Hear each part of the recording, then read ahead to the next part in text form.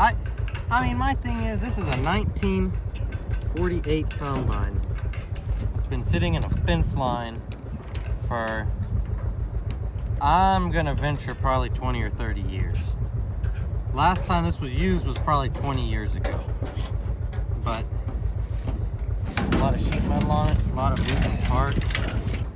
I didn't even think it was gonna make it around. I said, honestly, I'm not even upset with breaking down. I expected it to. Ready to come back? Yeah.